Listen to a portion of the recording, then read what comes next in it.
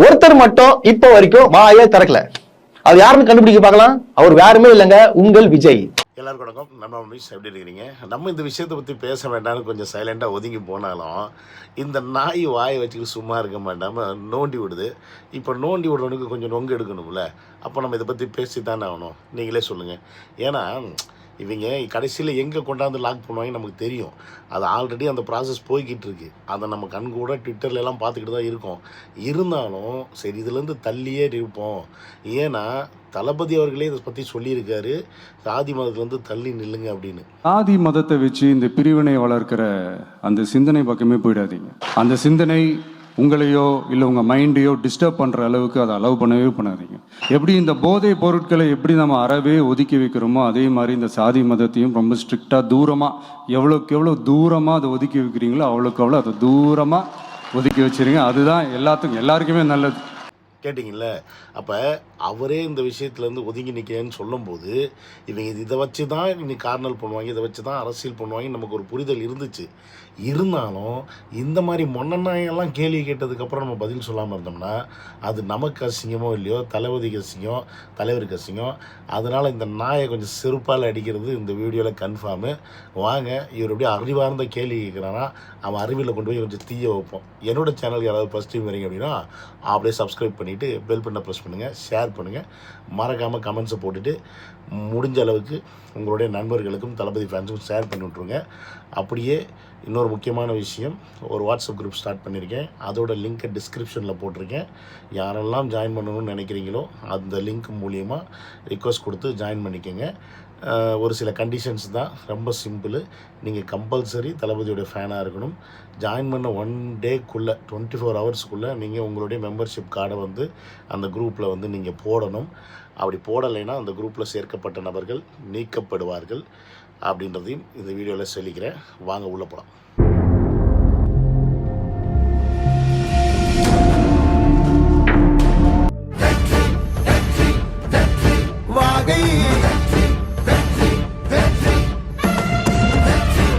முக்கியமான விஷயம் தெரியுமா? எல்லா அரசியல் தலைவர்களும் போயிட்டு இந்த வீட்டுக்கு போய் பாத்துருக்காங்க. இதுக்கு வந்து கடும் கண்ணத்தை தெரிவிச்சிருக்காங்க. ஆனா ஒருத்தர் மட்டும் இப்ப வரைக்கும் வாயே திறக்கல. அது யாருன்னு கண்டுபிடிக்க பார்க்கலாம். அவர் வேறுமே இல்லைங்க, உங்கள் Vijay. Welcome to Vijay stock and welcome to another video. என்னது எல்லா அரசியல் தலைவர்களும் அந்த விஷயத்துக்கு கண்டனம் தெரிவித்தாங்களா? போய் பார்த்தாங்களா? எங்கள் சிஎம் போனாரா? உங்கள் தலைவர் முதல்ல போனாராடா? முதல்ல அங்கே ஃபோன் பண்ணி சாரி சொன்னாரா? அஜித்குமார் வீட்டுக்கு சாரி சொன்னார்ல, ஏன் இந்த விஷயத்துக்கு உங்கள் முதலமைச்சர் சாரி சொல்லல? ஏன் அவங்க குடும்பத்துக்கு ஃபோன் பண்ணி என்னம்மா இப்படி நடந்துருச்சு, தெரியாமல் நடந்துருச்சுன்னு ஏன் சொல்ல? அவர் தானே ஆட்சியில் இருக்கிறாரு. அவர் தானே இந்த ஆணவ கொலைகள்லாம் நடக்காமல் இருக்கிறதுக்கு சட்டம் போட்டுருக்கணும். 75 வருஷமாக ஜாதி எல்லாத்தையும் ஒழிப்பேன்னு நீங்கள் தானே சொல்லிகிட்டு இருக்கீங்க. அப்போ ஏன் ஜாதி ஒழிக்கலை? அப்போ ஏன் இந்த ஆணவ கொலை நடக்குது? ஜாதின்னு ஒன்று ஒழிச்சிருந்தா இப்போ இந்த ஆணவ கொலைன்னு ஒன்று நடந்திருக்குமா? அப்போ இங்கே தப்பு யார்கிட்ட இருக்குது? ஆட்சி பண்ண உங்ககிட்ட இருக்கா, இல்லை நேற்று கட்சி ஆரம்பித்தா தளபதி அவர்கிட்ட இருக்கா? கேட்கணும்னு கேணத்தனமாக கேள்வி கேட்காதீங்கடா. நீங்கள் ஜாதியை ஒழிக்கணும்னு சொல்லிக்கிட்டு அந்த கொள்கையை தான் பெரியாரும் பேசுகிறாருன்னு சொல்லி பெரியாரை தலைவராக ஏற்றுக்கிட்டு கிட்டத்தட்ட 70 வருஷமாக அரசியல் பண்ணிக்கிட்டு இருக்கு. நீங்கள் ஜாதியை ஒழிக்காமல் ஜாதியை வச்சு அரசியல் பண்ணிகிட்டு இருக்கீங்க. இந்த ஆணவ கொலை விஷயத்துல தலையிட மாட்டீங்க சார்? ஏன் தலையிட மாட்டீங்க? ஏன் அந்த சமூகத்தில் ஓட்டு போட மாட்டாங்கன்னு சொல்லிட்டு அந்த ஓட்டுக்காக வந்து இன்னும் குரல் கொடுக்காம இருக்கீங்க. இது திமுக கூட சொல்ல முடியாது, அதனால போய் அரசியல் பண்ண முடியாது. இப்போ நம்ம போயிட்டு உள்ள போயிட்டு ஆக சொன்னா அந்த சமூகத்தில் ஓட்டு போட மாட்டாங்க. சோ அதனால சைலண்டா இருக்கீங்க. அதான் sir Vijay sir. Vijay sir சொல்லுங்க சார், ஒரு ட்வீட் பண்ணுங்க சார். டேய், வாய் இருக்குன்னு பேசினேன்னா, பொய் பேசினேன்னா வச்சிருவேன். விஜய் அவர்கள் அவர் வாயிலிருந்து அறிக்கை கொடுக்கலினாலும் ஆதவர்ஜுனா டிவிகே சார்பாக அறிக்கை கொடுத்தாச்சு. விச் மீன்ஸ் கட்சி ரீதியாக என்ன அறிக்கை வரணுமோ அந்த அறிக்கை உங்களுடைய தேவைக்காக. அது கூட உண்மையை சொல்ல போனால் அறிக்கைன்னு ஒன்று இந்த மாதிரி விஷயத்துக்கு கொடுக்கவே கூடாது அப்படின்றது என்னுடைய தனிப்பட்ட கருத்து. ஏன்னு கேட்டிங்கன்னா, இது ஆணவ கொலை அப்படின்றது ஒரு விஷயத்தை வச்சு தாண்டா இத்தனை வருஷமாக நீங்கள் அரசியலே பண்ணிகிட்ருக்கீங்க. அது என்னடா வேங்கை வயலில் மழை கலந்தப்போ வராத கோவம், ஒருத்தன் பைக்கை ஓட்டிகிட்டு போகிறான்னு கையை வெட்டும் போது வராத கோவம், ஸ்கூலில் பிள்ளைங்கள்லாம் வந்து ஓரமாக உட்கார வச்சுருக்காங்க, பாத்திரத்தை கழுவுறாங்க, வாத்தியாருடைய இப்போ இதெல்லாம் கழுவுறாங்க, அந்த பிள்ளைங்களை அவ்வளோ கீழ் நிறையா நடத்துகிறாங்க. அப்போல்லாம் வந்து கோவம் கொந்தளிச்சு வராமல் ஒருத்தன் லவ் பண்ணி அந்த லவ் பண்ணுற பையனை அந்த பொண்ணோட வீட்டுக்காரங்க கொண்டுட்டாங்கன்னா மட்டும் உங்களுக்கு எங்கேருந்துனா இவ்வளோ கோவம் வருது? எனக்கு புரியலை. ஒரு சமூகத்தில் நடக்கிற விஷயத்துக்கும் 2 குடும்பங்களில் 2 நபர்களுக்குள்ளே நடக்கிற விஷயத்துக்கும் எப்படி நீங்கள் முடிச்சு போடுறீங்க? எனக்கு புரியலையே. இப்போ அஜித்குமார் இறந்தது அப்படின்றது ஒரு சோஷியல் இன்ஜஸ்டிஸ். அதிகாரத்தில் கையில் வச்சுருக்கக்கூடிய போலீஸ்காரங்க, நமக்கு காவலாக இருக்கக்கூடிய காவலர்கள்னால ஒருத்தனோட உயிர் போகுது அப்படின்றதும், ஒரு பையன் ஒரு பொண்ணை லவ் பண்ணிட்டான், அந்த பொண்ணுடைய அண்ணனோ தம்பியோ அப்பாவோ அந்த பையனை கொன்னுட்டான் அப்படின்றது ஒன்றா? இங்கே தான் கேள்வி. இதுவும் ஒன்றா? இது பதில் சொல்லுங்கண்ணா. காலங்காலமாக இதை வச்சு தான் அரசியல் பண்ணிகிட்ருக்கீங்க. ஒவ்வொரு வாட்டியும் ஒரு ஆட்சி முடிய போகுதுன்னா அந்த ஆட்சி முடியறதுக்கு முன்னாடி இந்த ஆணவ கொலைகள், இந்த மாதிரி கொலைகள்னு பிரச்சனைகள் வர்றது, அதை வச்சு அரசியல் பண்ணுறது, அதை வச்சு ஜாதியை வந்து கட்டுக்குள்ளே வச்சுக்கிறது. இங்கே தளபதியோட கொள்கையே எல்லாரும் சமம். தளபதியோட கொள்கையே பிறப்புக்கும் எல்லா உயிருக்கும். அப்படி இருக்கும்போது அவரை பொறுத்த வரைக்கும் எல்லாருமே சமமானவர்கள் தானே. இப்போ இதில் எங்கே மேல் ஜாதி எங்கே கீழ் ஜாதி வந்துச்சு? இந்த இடத்துல கொன்னது ஒரு பையன், செத்தது ஒரு பையன், இவ்வளோ தான். இப்போ நான் ஜாதியை பார்க்கலன்னா என் பாயிண்ட் ஆஃப் வியூவில் அப்படி தான் நான் பார்ப்பேன். இப்போ நான் ஜாதியை பார்த்தேன்னா ஒன்று அந்த கொன்னவனுக்கு நான் சப்போர்ட் பண்ணணும், இல்லைன்னா நான் செத்தவனுக்கு சப்போர்ட் பண்ணணும். அப்போ நான் ஜாதி பார்க்குறேன்.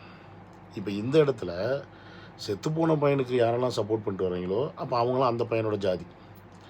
இந்த இடத்துல கொன்னவனுக்கு யாரெல்லாம் சப்போர்ட் பண்ணிட்டு வரீங்களோ அவன் இந்த பையனோட ஜாதி. அப்போ இந்த இடத்துல ஜாதி எப்படி ஒழியாது?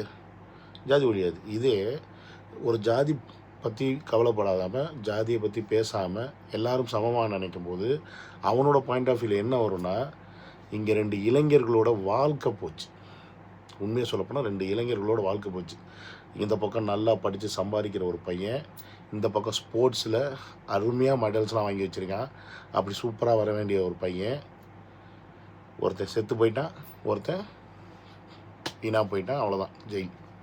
ஸோ இப்படி 2 பேருடைய வாழ்க்கை இந்த இடத்துல போச்சு. இந்த 2 பேருடைய வாழ்க்கை போனதுக்கு காரணமாக யார் இருப்பா? இப்போ இந்த இடத்துல அந்த பொண்ணு ஒன்று இருக்குது. ஒரு பொண்ணும் ஒரு பையனும் லவ் பண்ணுறது அவங்களுடைய தனிப்பட்ட உரிமை. ஆனால் கல்யாணம் காட்சி வரும்போது அதே ஸ்டாண்டில் 2 பேரும் நிற்கணும். இதில் யாராவது ஒருத்தருக்கு விலகி போகணும்னு முடிவு பண்ணால் அவங்கள கம்பல் பண்ணுறது அப்படின்றது சரியில்லாத ஒரு விஷயம். அப்போ இந்த இடத்துல என்ன நடந்துச்சு, ஏது நடந்துச்சு, அந்த பொண்ணுக்கும் பையனுக்கும் ஏதாவது பிரச்சனை இருந்துச்சா இல்லையா, இல்லை அவங்க 2 பேரும் நல்லா தான் இருந்தாங்களா அப்படின்னு ஏகப்பட்ட கேள்விகள் இருக்குது. 19 அந்த பொண்ணு ஒரு வீடியோ வேறு இப்போ ரிலீஸ் பண்ணியிருக்கு. அந்த வீடியோவில் கவின் தான் எனக்கு டைம் கேட்டான் கல்யாணம் பண்ணிக்கிறதுக்கு அப்படின்னு அந்த பொண்ணு சொல்லியிருக்கு. இப்போ இது பொய் சொல்லுதா உண்மையை சொல்லுதா எதுவுமே தெரியாது.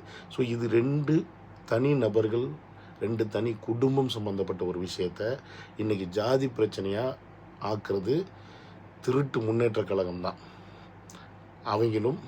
அவங்களை சார்ந்த மற்ற கட்சிகளும் தான் இந்த விஷயத்தை பெருமளவில் இன்றைக்கி பரப்பிகிட்ருக்காங்க.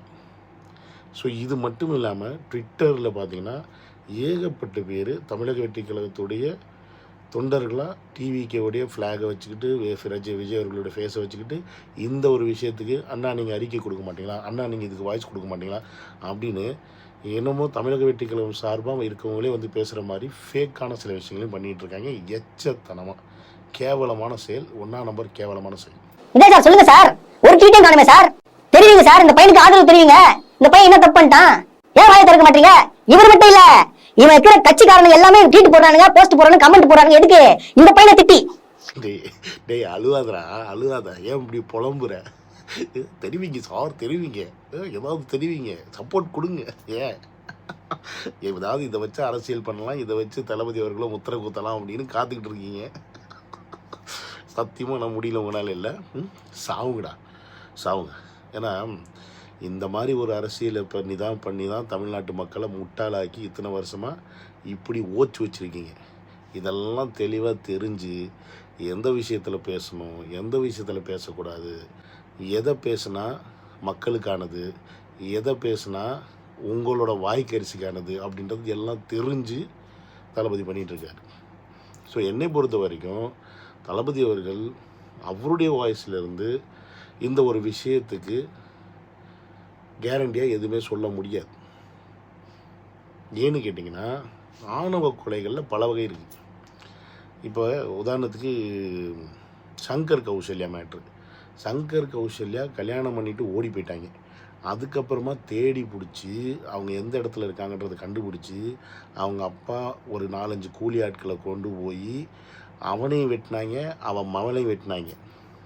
அதில் அவன் செத்துட்டான், அந்த பிள்ளை தப்பிச்சிருச்சு. இன்றைக்கி ஏதோ பார்லர் ஷாப்போ ஏதோ ஒன்று வச்சு வாழ்க்கை ஓட்டிக்கிட்டு இருக்கு.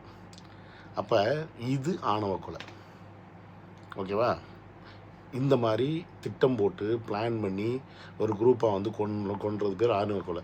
இதே இந்த கெவின் கேஸ்லேயே கூட கெவினை இந்த பொண்ணோட பையன் அண்ணனோ தம்பியோ சுர்ஜித்ன்ற அந்த பையன் கெவினை கூட்டிகிட்டு போய் அந்த இடத்துல அவனோட ஃப்ரெண்ட்ஸ் ஒரு 4-5 பேர் சேர்ந்து இவனை வந்து இது பண்ணி பிளான் பண்ணி கொண்டு இருந்தாங்க அப்படின்னா அதையும் கூட நம்ம வந்து ஒரு பிளானிங் ஆஃப் டெத்து ஆணவ கொலைகள் எடுக்கலாம். இதில் இந்த பையன் ஒருத்தன் மட்டும்தான், சுர்ஜித்ன்ற ஒருத்தன் மட்டும்தான் தனியாக போய் கூட்டிகிட்டு போய் மிளகாப்பொடியை தூக்கி போட்டு அவனை வெட்டி கொண்டிருக்கான். ஸோ அப்போ இது அவனுடைய முழுக்க அவனுடைய திட்டமாக இருந்திருக்கும். இதில் வந்து அவங்க அப்பா சொல்லி செஞ்சானா, இல்லை அவன் தங்கச்சி சொல்லி செஞ்சானா, அக்கா சொல்லி செஞ்சானா, இல்லை அவனாக வந்து நம்ம சமூகத்தில் இருக்கவங்களாம் நம்மளை தப்பாக பேசுகிறாங்களேன்னு அந்த விஷயத்தில் வந்து அவன் அதை நினச்சி செஞ்சானா, இல்லை பேச கூட்டு போய் 2 பேருக்கு வாக்குவாதம் வந்து அதில் முத்தி போய் செஞ்சானா, இதில் எதுக்குமே நம்மக்கிட்ட ஆன்சர் கிடையாது. அன்டில் அன்லெஸ் இந்த கேஸோடைய ஃபுல் டீட்டெயில் வெளில வர வரைக்கும். ஸோ அப்படி இருக்கும்போது இதை ஒரு பாயிண்ட்டாக எடுத்துக்கிட்டு இந்த கொலையை கண்டிக்கிறோம், அதை பண்ணுறோம், இதை பண்ணுறோம் அப்படின்னு போடுறதை தவிர்த்து இதற்கான ஒரு சட்டத்தை போட வேண்டிய நிர்வாகத்தை பண்ணி கொண்டிருந்த டிஎம்கே அண்ட் ஏடிஎம்கே இவங்கெல்லாம் இந்த மாதிரி சட்டத்தை எதுவுமே போடாமல் இதை வைத்து தான் அரசியல் பண்ணிக்கிட்டு இருக்காங்கன்றது மக்களாகி நீங்கள் புரிஞ்சுக்கணும். அதை விட்டு இந்த மடப்பயலுக்கு மாதிரி உட்காந்துக்கிட்டு விஜய் நீங்கள் இதுக்கு அறிக்கை கொடுக்கலையா, விஜய் நீங்கள் அதுக்கு அறிக்கை கொடுக்கல அப்படின்னா விஜய் அவர்கள் இப்போ எந்த ஜாதிக்குன்னு மாதிரி முத்த குத்த ஆரம்பிச்சிருவாங்க. ஸோ அவர் தமிழ்நாட்டில் இருக்கிற ஒட்டுமொத்த மக்களுக்கு தான் வந்திருக்காரு. இந்த ஒட்டுமொத்த மக்கள் அப்படின்னும்போது ஒவ்வொருத்தனும் பண்ணுற தப்புக்கும் அவர் போய் அங்கே மூக்க நுழைச்சிட்டு இருக்க முடியாது. தனி மனித சுதந்திரம் எப்படி ஒருத்தனுக்கு ரொம்ப இம்பார்ட்டண்ட்டோ அதே மாதிரி தனி மனித ஒழுக்கமும் ரொம்ப இம்பார்ட்டண்ட். அப்போ அந்த தனி மனித ஒழுக்கத்தோடு ஒருத்தன் வாழணும். தனி மனித ஒழுக்கத்தோடு அவங்க அப்பனை ஆத்தாலும் அந்த பிள்ளைங்களை வளர்க்கணும். அந்த பிள்ளைங்க வளர்ந்ததுக்கப்புறம் அதே தனி மனித ஒழுக்கத்தோடு இந்த உலகத்தில் வாழ்கிறதுக்கான தகுதி படைத்தவர்களாக இருக்கணும். அப்படி தகுதி படைத்தவர்களாக இல்லை அப்படின்னா அதை காவல்துறை கண்டுபிடிச்சி அவங்களுக்கு தக்க தண்டனை வழங்கணும். இப்படி செய்கிறது மூலிமா மட்டும்தான் ஒரு சமூகம் ப்ராப்பராக கட்டமைக்கப்படும், ஒரு ஜாதி அப்படின்ற விஷயங்கள் அழிக்கப்படும். ஸோ உங்களுக்கு உண்மையாலுமே ஒரு நல்ல சமூகம் வேணும், நல்ல அரசியல் வேணும், நல்ல தலைவன் வேணும் அப்படின்னு நினச்சிங்கன்னா இந்த மாதிரி தொலைநோக்கு பார்வையோடு இருக்கக்கூடிய ஒரு தலைவனை தேர்ந்தெடுங்க. அதை விட்டுவிட்டு இல்லை இந்த மாதிரி தருதலைங்க கூட தான் நம்ம வாழணும், இதே ஜாதி அரசியலுக்குள்ளே தான் வாழணும், இதே மனித கட்டமைப்புகள் இதே சமூகத்து கூட தான் நம்ம வாழணும் அப்படின்னு நீங்கள் ஆசைப்பட்டீங்கன்னா அது உங்களுடைய சாய்ஸ். நீங்கள் திருட்டு முன்னேற்ற கழகத்தை தேர்ந்தெடுத்துக்கலாம், இல்லைன்னா அனைத்தையும் திருட்டு முன்னேற்ற கழகத்தை தேர்ந்தெடுத்துக்கலாம். அது உங்களுடைய சாய்ஸ். இல்லை மதவாத அரசியலோ இல்லை எந்த அரசியலை நீங்கள் நோக்கி போகிறீங்களோ அது போங்க, அது உங்களுடைய பிரச்சனை, உங்களுடைய இஷ்டம். ஆனால் ஒரு நல்ல அரசியலை கொடுக்கறதுக்கும் நல்ல நிர்வாகத்தை கொடுக்கறதுக்கும் ஒரு மனுஷன் இன்றைக்கி இறங்கியிருக்கான் அப்படின்றத புரிஞ்சுக்கிட்டிங்கன்னா நீங்கள் நல்ல வாழ்க்கையை நோக்கி போகிறீங்கன்னு அர்த்தம். புரிஞ்சிக்கல அப்படின்னா இன்றைக்கி கெவின், நாளைக்கு எவின், இன்னொரு நாளைக்கு எவனோ நமக்கு தெரியாது, ஆனால் நடந்துக்கிட்டே இருக்குன்றது மட்டும் கன்ஃபார்ம். அது மட்டும் மாறவே மாறாது.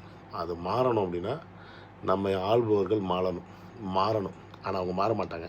நம்ம தான் அவங்கள தூக்கி போட்டுட்டு வேறு ஒருத்தரை மாற்றணும். அதற்கான காலம் 2026 அப்படின்றத மறந்துடாமல் ப்ராப்பராக செஞ்சிங்கன்னா ப்ராப்பராக நடக்கும் அப்படின்றத சொல்லி இந்த வீடியோ முடிச்சுக்கிறேன். So another video, love you all, take care, bye.